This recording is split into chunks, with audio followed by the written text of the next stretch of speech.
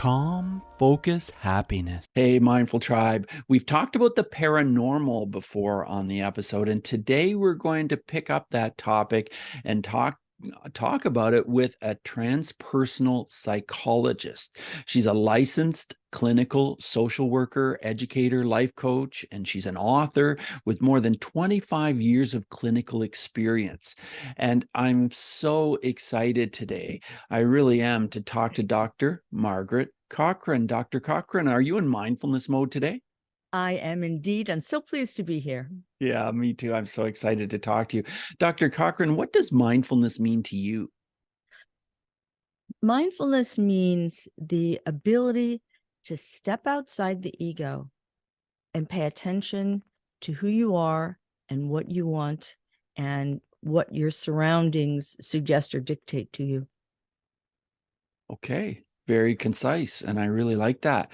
So one of the things you teach people, Dr. Cochran, is how to use their whole brain. So what does this really mean, and how do you do this? Well, what it means is often people think about just thoughts, or they feel just emotion, and then they begin to react and respond to the world from one of those two polar places. And the idea is that we're looking for simultaneity of functioning so that you can think and feel in real time and respond to the world from there. Do you believe that more people than ever are experiencing anxiety and stress and this feeling like they just don't know which way to turn? Holy guacamole, yes. Yeah. Absolutely. Yeah. Absolutely. People are confused. They're overwhelmed. They're being there's just this onslaught of information that comes to them. And you have to consider the fact that the human brain, and I'm being very conservative when I say this, has not evolved in the last 10,000 years. Okay. So we have 21st century problems being handled by ancient technology. What could go wrong? Yeah, that's a very interesting way to put it, Dr. A Cochran. lot. It really is. And I'm laughing, but it's not funny. I mean, there are so many people that are not equipped to handle what is going on in the world. Absolutely true. And mindfulness, to your point, is really the way to get there, because a lot of it, and you know, people feel, because they're anxious, especially, they want the answer now. I want the answer now. I want to fix it now. I want the pain to go away now. And there are some techniques that I can teach people that help bring down that sense of immediacy in their anxiety, which is caused by their amygdala. The amygdala is a part of the brain that signals the release of cortisol, which is the stress hormone, or adrenaline, which we use in emergency situations. But when someone is under chronic stress and they're chronically overloaded with these chemicals, what begins to happen is, instead of the amygdala, which is back here in what's called the limbic system, which controls emotion and meaning and learning, it's designed to communicate here with the prefrontal cortex, which is where you have reasoning and logic and your personality. Well, what happens is when you get in those chemical overload situations, these two stop talking. The train does not run all the way to the station, you know? Right. Yes. So you're responding from a part of your brain that is telling you the sky is falling, henny penny, and there's no coming back. And there's no rational part that says, wait. No, the sky's not falling. Hang on a second. Ask another question. Get another piece of information. You know, have some popcorn, settle down. Let's figure this out. We go right to, oh my gosh, we have to do something. And the most convenient and easiest thing to do is someone who comes along with some conspiracy theory and says, oh yeah, this is the true answer. This solves all the problems. Now you have all the information. And now that you have it, you are safe. And that's the biggest fallacy of all. If you believe this story I'm telling you, then you're safe. No one can harm you. Wow, we've seen this over and over and over this the last few years. That is for sure. Now, Oh, we I have. wonder if, going back to your childhood, Dr. Cochran, were there any indicators that told people around you that maybe you were going to end up doing the kind of work you do today? Yes, there were. My nickname as a kid was Doc. Kids would come to me and tell me stuff or ask me things Yeah. and just expecting me to know somehow. And if I didn't know, I'd run off to the library and look it up. And then I'd come back and say, okay, well, according to this, da, da, da, da. So the library was my favorite hangout. Wow, that's so cool. And it's so funny. Well, I want to talk to you about Selma. And Oh, Selma was so special in your life, your was. beloved therapy dog.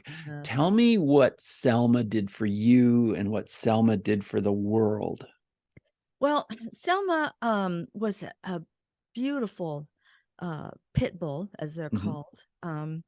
And she had this incredible heart and amazing intuition. And she, excuse me, Selma did not become part of my life until she was 6 years old. She had been previously, she lived with a couple, apparently, that the husband didn't like her.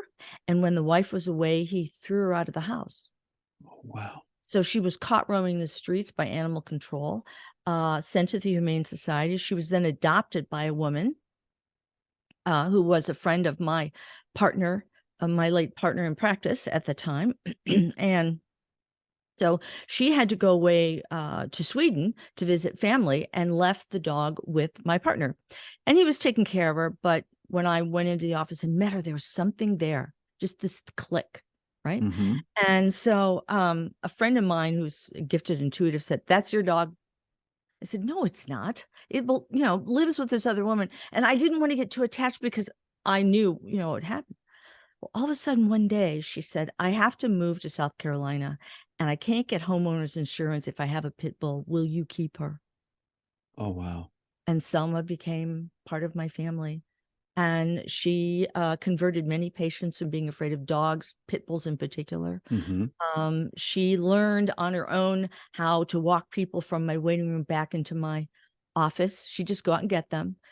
She knew when the 50 minutes was over, she'd get up off her bed, stand next to the chair where the patient was, walk them back out. She just, if someone was crying, she'd put their head in their lap. Oh, And wow. if they were having a PTSD experience, she would go stand on their feet, which is a standard clinical technique that we use. We put our hands on feet, helps ground them back down to the room. She taught Mm-hmm. herself those things. I did not teach her. Wow. That is I miss incredible. her every day. I bet you do. But now you have Walter and Emma. Tell us about Walter and Emma. Well, Walter, he's just like his name. He needs a little bow tie and a pair of glasses on. He's just, he's very chill. He likes to contemplate the universe. Emma could power a small city. She's completely the opposite. And so when they're out walking together, sometimes Walter wants to lay down and look at the leaves in the trees. And he'll just lay there and look, and Selma's like, okay, let's go, and she'll wait for a while. And finally she gives up, grabs his leash and drags him off down the sidewalk because she says, "We're done now. It was time for us to go." So it's beautiful because the two of them come together and they make the perfect combination of energies. And are they pit bulls as well? They are, yes. Yeah. And what do you think it is about pit bulls that not only makes them so special as you describe, but also makes them so feared? Well, it's their breeding partially because they're very strong and very muscular. Trust me, I know they're very strong, muscular. And if you are going to work with American bullies, their technical name, you have to be an experienced handler. You have to know what you're doing, because they will challenge you.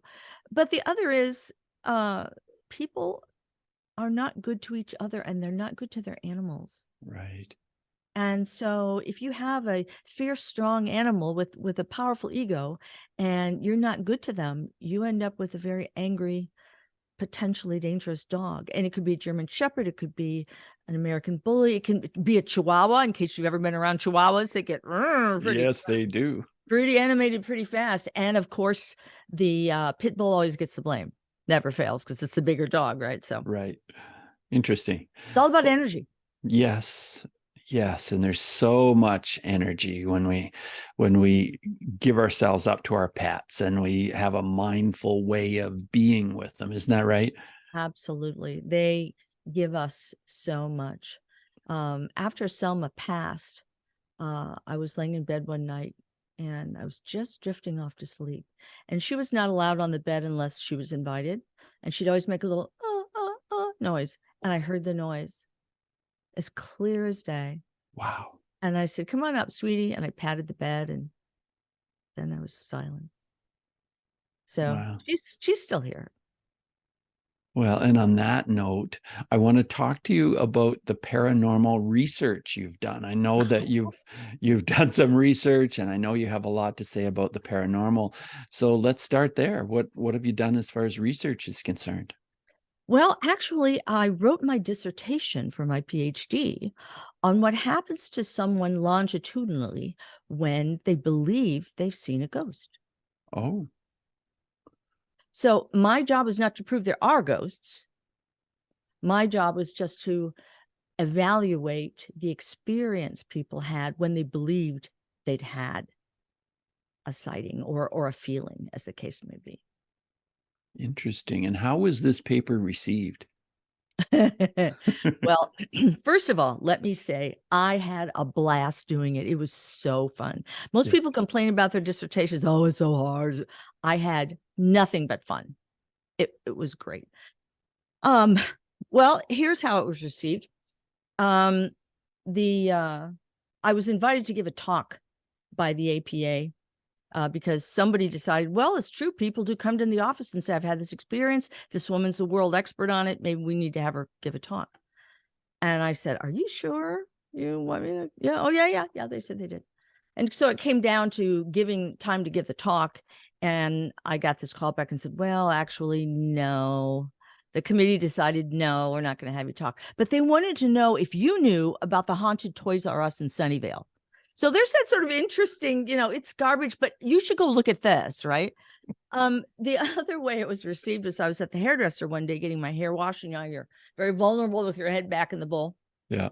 And my hairdresser was saying, "Well, so how's the research coming?" I said, "Oh, it's coming really well. And got a lot of participants." The next thing I knew, there were 5 other heads peering down in the bowl saying, "I have a story. Could I be in your study?" So it's one end or the other in terms of reception. Wow.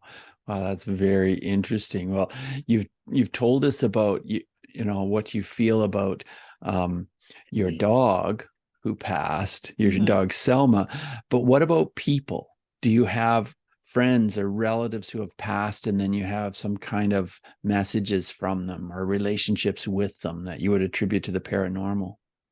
Well, the idea, it's interesting, that term paranormal. It's the idea that somehow it's outside normal, but what it really means is part of normal. It's a Ah, piece of normal. And what we know from physics is that energy signatures don't die. Matter does. Matter decays, mhm. right? And changes form. But energy does not. It continues on, and we appear to be energetic beings. So whatever this is that makes this car that we're living in go, it seems to persist past the car. Car goes to the junkyard, but the engine's still running, so to speak, And I've had many experiences and multiple stories of people who have had experiences. And sometimes they're people that that have passed, and sometimes they're not. I had a lady who had just given birth, and her husband worked nights, and she was going to go down in the basement of her house and do some laundry. So she put her infant in the laundry basket so she could carry it carefully, and opened the basement door, turned on the light, and standing at the bottom of the stairs was a man in a suit, and he just did this. He said nothing. He just did that. She He just screamed, held up his hand. He just held up held his up his hand. hand. Yes, and she screamed and ran and called her husband. He said, "Get out of the house, call the police." And excuse me, she was all freaked out. And she thought, no, probably some kind of weird postpartum thing. I'm just going to do the laundry. So she picked up the basket again, opened the door, flicked on the light, and there was the man with his hand like this. Oh, wow. So she took off outside, and just at that moment, her husband pulled up. Police cars came because he'd called the police when she called him. And the police went in the house and they thoroughly searched it. There were no signs of entry. There were no windows in the basement. It was just a cinder block structure. There's nobody there. And so one of the police officers said, "Ma'am, I don't know what you saw down there." He said, "But did you know about the crack you have in the foundation to your stairs? If you'd walked down those stairs with that baby, I don't think you would have made it." What? So I don't know who that was. It was no one she recognized. But someone came along and said, "Don't do this. Be careful." Oh, And probably saved 2 lives. wow. That's incredible. So if you run into someone in your basement in a suit that goes like this, I suggest you listen. That's my best advice. Yes. Wow, what a story. You know, I know that you talk about a couple of things that are the keys to changing lives in the world as a whole, and they are empathy and Yes. compassion. Yes. And I just wonder if you can expand on that. Well, empathy is different from sympathy. People often ask me that. And sympathy is when you feel for someone, but you lose your footing and become part of whatever's going on with them. Empathy is when you see someone with something going on and you're able to stay yourself in the face of their pain and actually offer assistance. Empathy is what allows us to look into the eyes of any creature on this planet and see our own eyes looking back. Empathy stops wars. Empathy stops murder. Empathy stops rape. It stops crime. It stops cruelty. Empathy is what allows us to love. And without love, we are nothing. Yes. Yes. And you also talk about humor and what it can do for us. And I know that I strongly believe that we just don't have enough humor in our lives, many of us. Well, those of us who allow ourselves to laugh at our own behavior will be endlessly amused. Yeah. Because we're always doing goofy things, right? We come to goofy conclusions and we go in goofy directions, and we look at it later and think, "Oh, what was I thinking?" Well, the chances are good, coming back to our earlier conversation, you were only thinking with part of your brain.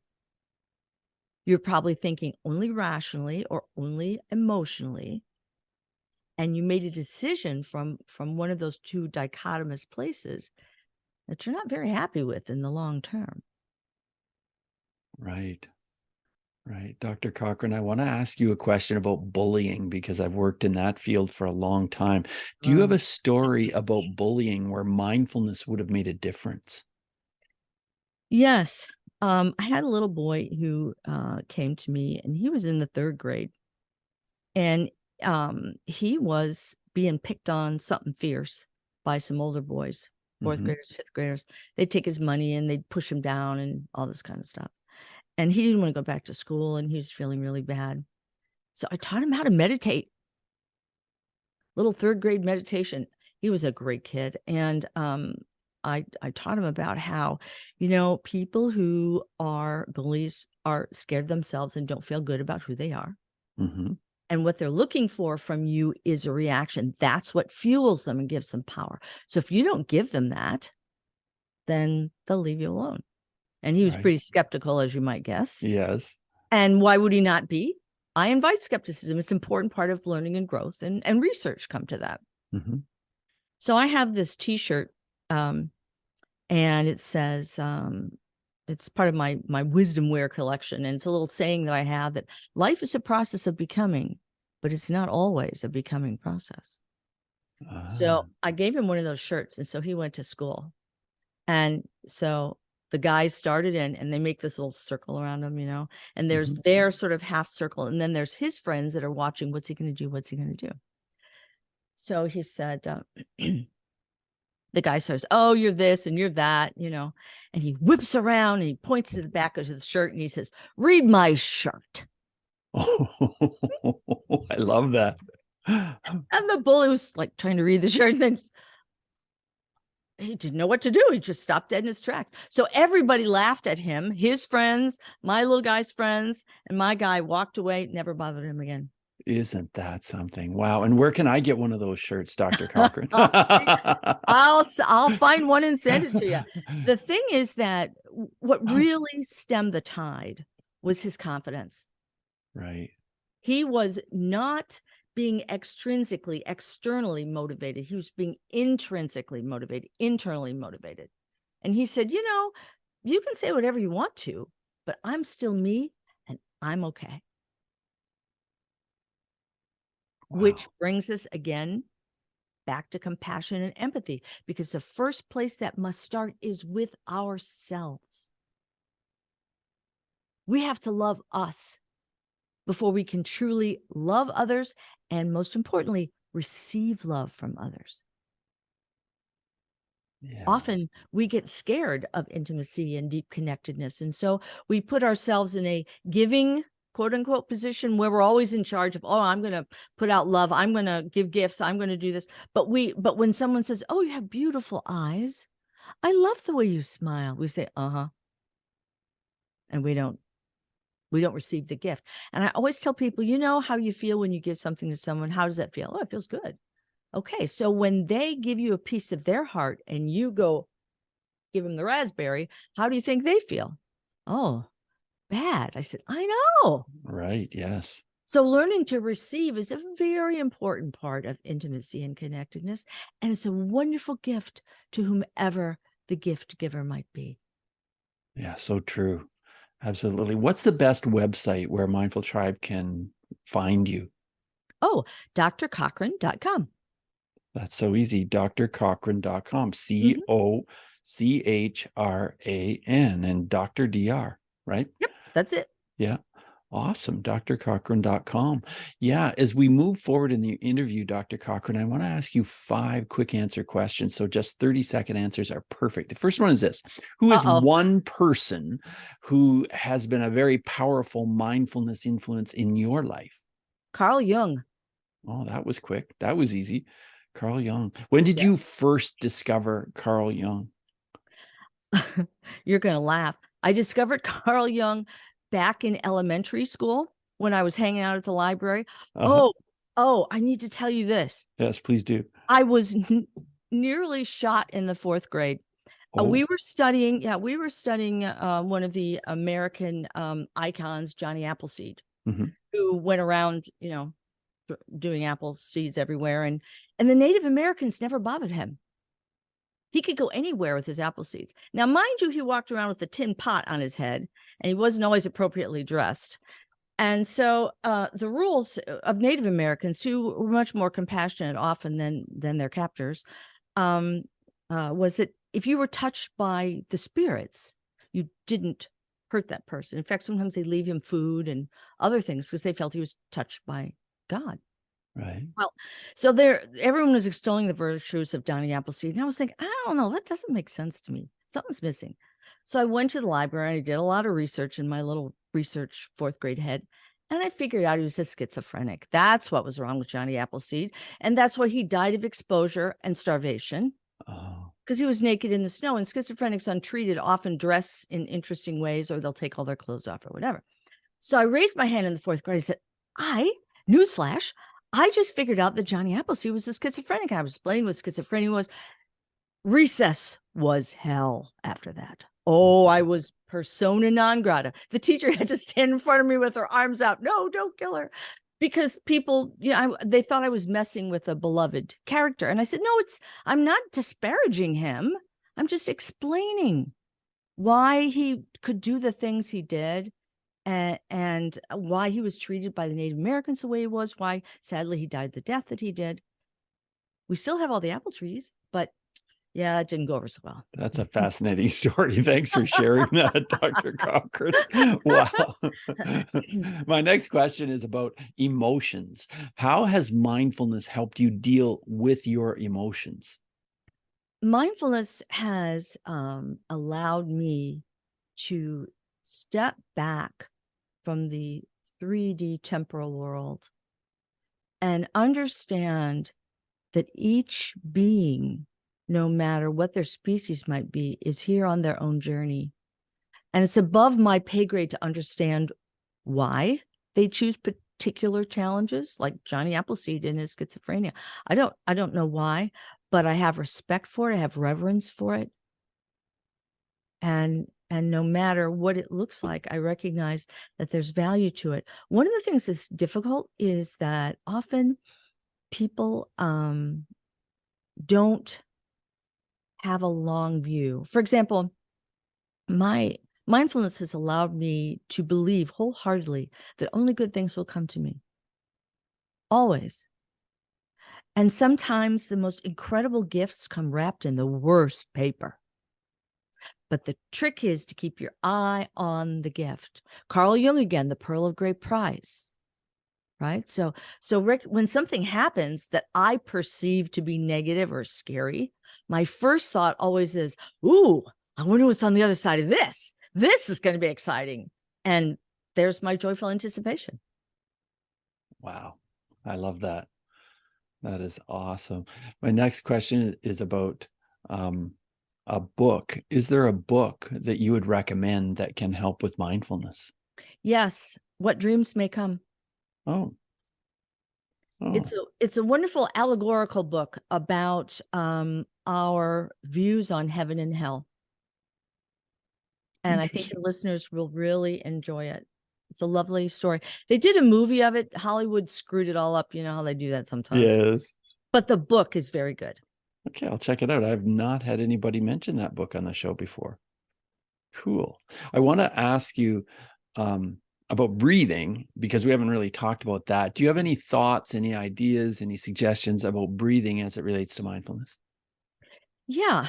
One of the things that often happens to us is, as we talked about earlier in the program, we get overwhelmed. Yeah. To the point where we just can't process anything else, and we kind of shut down.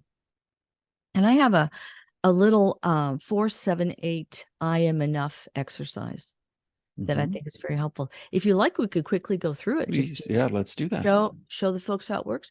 Yeah. So first thing you need to do is take both hands and cross them like this, and then place them over your heart in the center of your chest. There you go. Now close your eyes, and we're going to breathe. We're going to inhale for a count of 4, hold for a count of 7, and then exhale down for a count of 8. And we're going to do that 3 times. And while we're doing it, I'm going to be talking with you, and all you have to do is repeat what I'm saying inside your head. Okay, here we go. Inhale for 4, I am enough. Hold for 7, I am enough. And exhale down for 8, I am enough. One more time. Inhale for 4, I am enough. Hold for 7, I am enough. And exhale down for 8. And one last time. Inhale for 4, I am enough. Hold for 7, I am enough. And exhale down for 8, I am enough. And then when you're ready, open your eyes. How did that feel? Oh, it feels incredible. It feels like there's just energy coming into my body. Just feels great. Well, it's a great combination of neurobiology and breathing. The touching of the body releases oxytocin, which is the hormone that our bonding hormone, our feeling good kind of hormone. And so just touching our own bodies with our hands like that, just that alone will bring down some of the anxiety. What's really helpful is when you're super anxious, it's good to use a little metric, a little Likert scale of 1 to 10, 10 being the worst you ever felt, 1 being Buddha pants happy. And you scale yourself before you do the breathing exercise. Let's say you're a 7. Write down the number 7. Do the exercise, and then check your number again and see where you are. The reason why I ask you to write it down is because often when we're upset and all of a sudden we realize we're at a 4 or a 5, we say, oh, I wasn't that upset before. Yes, you are. And it's important to know the power of you, to recognize you made that happen with your touch and your breathing. And there are other kinds of exercises like that I have to help people, deal with things. But that's a nice quick one. You can use it wherever you are. Sometimes if you're in a stressful situation, you can just put one hand over your heart, just quietly. No one need know. Mm-hmm. And you'll feel yourself, okay, I'm enough. I can do this. Whatever this happens. Where there's a screaming child, difficult traffic, an annoying person or relative, it's just like, okay, I can do this. I'm all right. Wow, that's great. Great, real hands-on activities we can do to feel so much better in the moment. That's great. Yeah. I want to ask you if there are any apps of any description that you would recommend. Well, I think the thing that I see the most are problems with sleep Mm-hmm. and anxiety. So any of the apps that you find on YouTube they're all really quite good. I wouldn't recommend one over the other. Although I am extremely fond of binaural beats, Binaural. You're probably familiar with that. Yes. But what's so interesting about it is you have one frequency going in one ear, one frequency going in another, and your brain produces the third frequency that you desire. And it's very effective for calming, even for healing. If you're going through something unpleasant, there are certain frequencies tailored to certain illnesses. And I'm not by any means suggesting that you bypass what your physician is telling you to do or anything like that. But this is a wonderful augmentation, along with diet, exercise, acupuncture, meditation, all those kinds of things. I'm a firm believer in, if I got something going on, I want as many tools in my bat belt as I can get. And I want to be able to use them comfortably, understand how they work, and have them be practical and portable. So wherever I am and whatever I'm doing, I can pull those out and use them in an efficacious way. Yeah. Dr. Cochran, this has been a fascinating discussion. And as we wrap things up, I just want to ask you if you have any final words of advice for our Mindful Tribe listeners. Well, whenever I tell a story, and I'm fond of telling stories, as you can probably tell. Yes. I always say at the end, and a beginning, because endings always are, Yeah. Thank you for that. Well, it's been a sheer delight to have you on the show. I appreciate what you're doing, what you're bringing into the world. Thank you so much, Dr. Cochran. Oh, thank you for having me. Be safe and be well to you and all your listeners. I will. Bye now. Bye. Hey, Mindful Tribe. Are you experiencing anxiety? Are you experiencing stress and tension and feeling as though, it's just difficult to move on? That describes the clients I work with. Clients who have had an awful lot of problem with anxiety and stress, and maybe some kind of habits that are holding them back.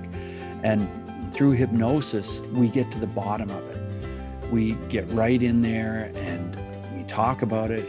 But with hypnosis, we get right into what is causing some of this in your subconscious mind, because your subconscious mind represents about 90 to 95% of your thoughts. And you don't even realize what those thoughts are much of the time. And through hypnosis, we can get in there and we can work at this. Doesn't mean we're going to change what's going on in your subconscious mind. It means we're going to become more aware of it and then deal with it and think of it differently in the conscious mind. And I am so happy to have helped so many people with their anxiety through hypnosis and coaching. And you could be the next person. If you're listening to this episode and you would like to let go of some of this anxiety, send me an email, bruce@mindfulnessmode.com. Put coaching session in the subject line. Coaching session, send it to bruce@mindfulnessmode.com. And I would love to have you on a Zoom call for a free session where we can talk about what's going on and what's happening and how can I help you? Because that's one thing I truly know about myself, is that I really love helping other people, and I would love to help you. So thanks for listening. Take what we've learned today to reach new heights of calm, focus, and happiness. Stay in the mode.